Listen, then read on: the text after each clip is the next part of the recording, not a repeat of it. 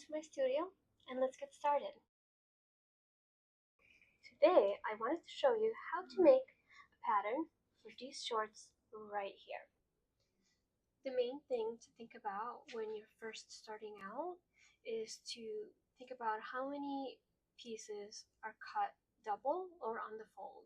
In this case, we have a right side of the shorts and a left side of the shorts, which means since they're symmetrical, we only have to make half of that pattern. Since these shorts have pockets, pin them closed to prepare them for mapping out the pattern.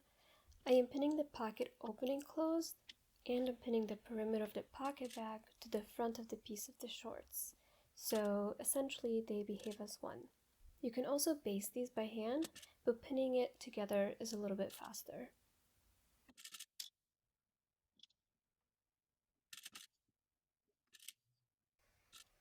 Here's the outline of the pocket pinned down and the pocket bag opening. You can see here how they behave as one when the fabric is stretched. Now, onto the actual pattern.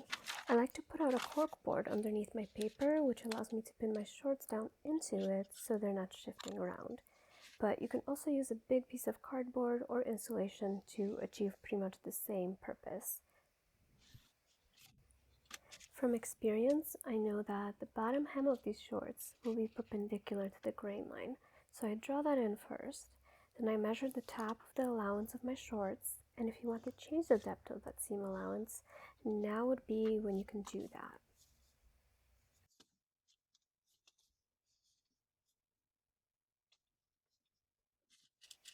Next, pin the bottom of the shorts along the sewing line you've just drawn. Notice I am inserting the pins at a 90-degree angle through the fabric, the paper, and into the corkboard underneath. These shorts are made out of a woven material, so they need to be straightened out first. This is when fabric rocking skills come into play. And by the way, there's a tutorial on that inside the sewing resource. Pull the fabric straight up and pin. At this point, since these shorts are so silky, it helps to pin in a few spots to keep the fabric stable. You can see I am creating somewhat of a grid pattern with my pins, so I make sure that each little square is blocked as best as I can get it. The front piece is slightly gathered into the waistband from the pocket to the side seam, but it's so minimal that it's not even that serious. We're not going to worry about it. Keeping in mind what the hip shape is supposed to look like, use the hip curve ruler to draw it in. And now onto the fun part. Trace out the seams with your spiky tracing wheel, and if you don't have one, no worries. You can just poke more holes with your pins. Just make sure you're going along the seam lines of the shorts. Remember the pocket we pinned? We're going to trace that too.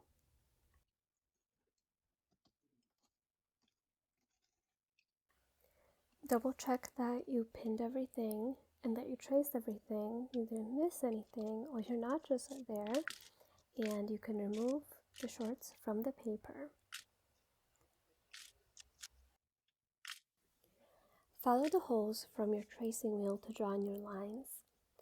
Having pattern making rulers helps here, but you can also draw in the shapes by hand if you have a good understanding of what the lines are supposed to look like. Also, don't be afraid to play with different orientations of the rulers in order to true your lines.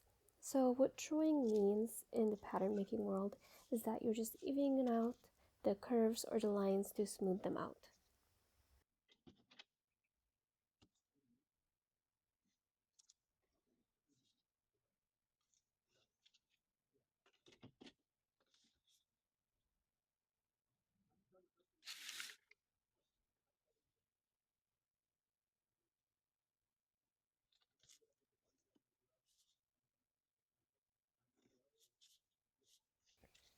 This here is my center front seam, and as you can see it's curved a little bit, but I know better, so I'm just going to draw it in straight because I know it's supposed to be like that.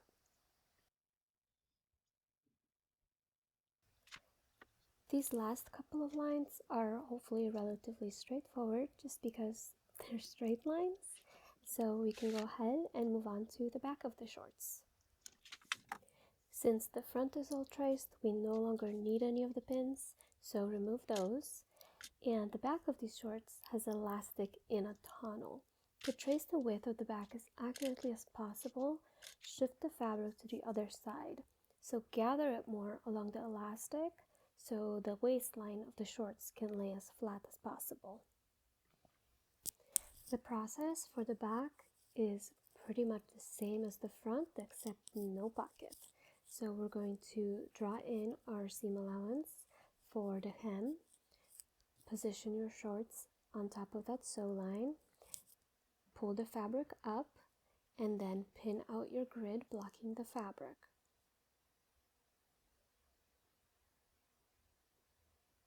You can begin to see the shape now and the curvature of the center back. In this case, the back panel is a lot wider than the front, so you see I have to remove the pins that I have put in there in order to shift the fabric more to the right to trace that hip shape.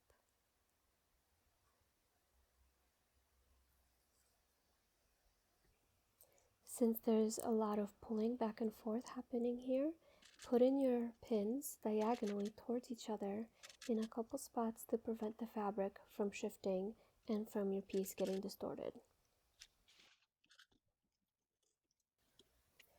Trace and true your lines. Sometimes when you take off your fabric from your paper, you will lose your cross marks. So you can see I drew X's or crosses by my intersections. So that is where the waistline meets the side seam, where the center front meets the waistline, or where the crotch meets the inseam. Before adding seam allowance and cutting everything out, I am keeping in mind that the few seams that need to walk with each other means that they need to sew with each other and align properly, need to be the same length. So here I am measuring those seams and shaving off where I need to shave off or adding where I need to add. You can either measure these or you can cut them out and walk them together. In this case, I have chosen to measure it because it is just a couple of straight lines and this was quicker. You will notice that I am writing the seam measurements right by those seams. That is because I forget easily, and also it's a good reminder when I return back to that pattern, I don't have to remeasure that seam because it's already there for me. One more thing, my seam lengths were correct up to 1/8 of an inch, so this turned out to be actually very accurate. Woohoo! Attention check. Are you still paying attention?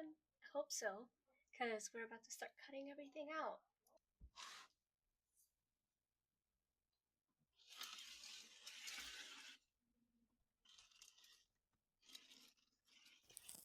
Here's an example of what the bottom of the hem is going to look like. So I am cutting the bottom line of my hem and then I'm folding it up twice just as I would sew it. You can see that the seams are not perpendicular to the hemline, and when this piece is unfolded, it acquires kind of a funky shape. So that's why when you're pattern making, you want to make sure that your seams are perpendicular to the hemline because this is going to be very hard to sew now.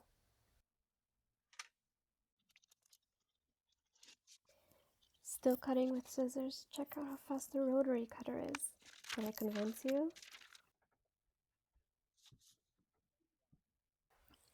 Now let's trace out that pocket, aligning the grain line. You can put your piece on top and use the spiky tracing wheel, or if your paper is semi-transparent or transparent using tissue paper, you can lay it underneath and just trace it from the top. Now true the lines of your pocket and add the seam allowance. This corner piece we don't need because this will be the front piece where we insert our hand, so we can cut that away.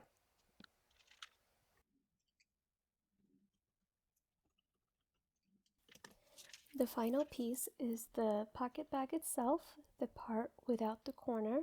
In this case, I will not be making another pattern for it just because for me that's a waste of paper.